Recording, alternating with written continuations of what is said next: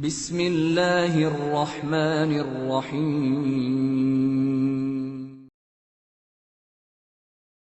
The first question on the WhatsApp is from Riyaz from Bangladesh, and he's asking the question, why Allah punishes people in the grave, as there is a possibility that this person may get acquitted on the Day of Judgment. Similarly, a person who is not punished in the grave may be found to be guilty on the Day of Judgment.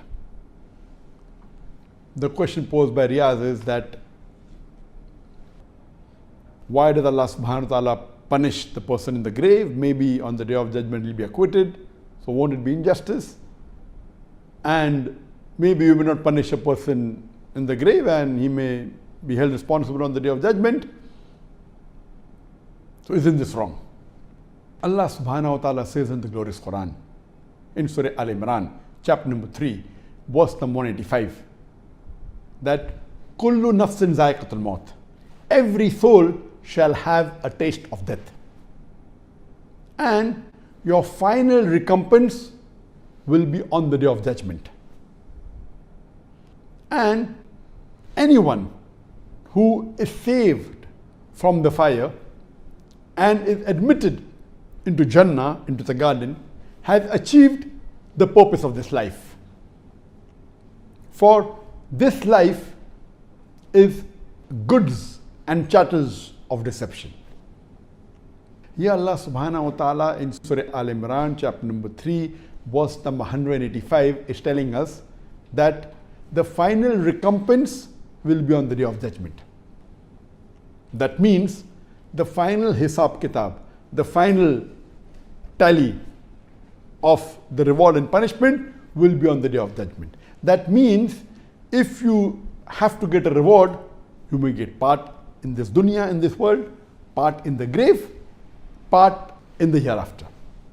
Or if you have to get some punishment, you may get part in this world, part in the grave, part in the hereafter. But the hereafter is the final recompense. The final tally of all these three put together would be what you deserve as a reward or as a punishment. The question asked by Riyaz, that what if you're punished in the grave and on the Day of Judgment you are acquitted? So won't it be injustice? Or if you're not given a punishment in the grave and you're held responsible on the Day of Judgment, won't it be wrong? What Brother Riyaz is asking a question may be correct for a normal judge, or if you and me are a judge, where you are human beings. He fails to realize that Allah subhanahu wa ta'ala is ilm ghaib. Do you think Allah doesn't know what is the reward every human being deserves and what is the punishment every human being deserves? For you and I, who are normal human beings, we may not be aware. Or if you and I are a judge, then we will not know until we hear the lawyers and we know what's happened. But Allah subhanahu wa ta'ala is Malik Yawmuddin. He is the master of the Day of Judgment. He has ilm ghaib. He has knowledge of the future. He knows exactly what will a person deserve as a reward and what will a person deserve as a punishment. And our beloved Prophet Muhammad said that for an unbeliever, whatever good deeds he does, his reward will be in this dunya.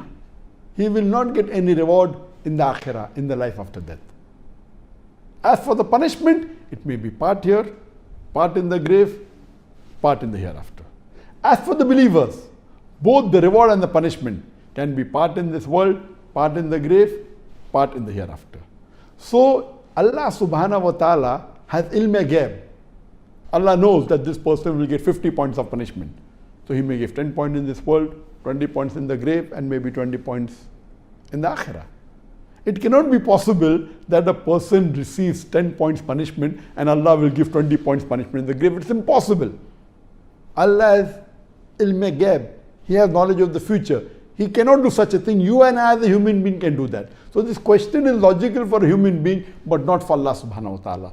Because he has ilm ghaib, he knows exactly what is the total punishment every human being will deserve, what is the total reward that he'll deserve. And all these three put together is the total punishment he deserves. And that's the reason it's mentioned in the Quran that on the day of judgment, no one will object to the justice of Allah subhanahu wa ta'ala. Neither the Muslims, neither the non-Muslims. Even the kafir, even the unbelievers, even the non-Muslims who would be put in the hell, they will never say that they have got injustice. They will only ask Allah that why don't you give us one more chance? And Allah will say it is too late. This was in brief the answer to the question.